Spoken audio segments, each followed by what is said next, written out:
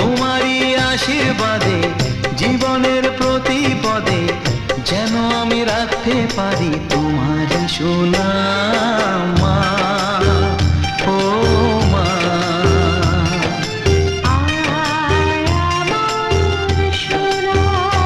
ও স্নেহের ছায়ায় ভালোবাসায় ঢেকে রাখে যে, অনেক জ্বালাশয় বুকে জড়িয়ে রাখে যে, তারই আঁচলে মুখ লুকিয়ে রেখে জীবন আমার কাটিয়ে দেব তোমায় দেখে মা।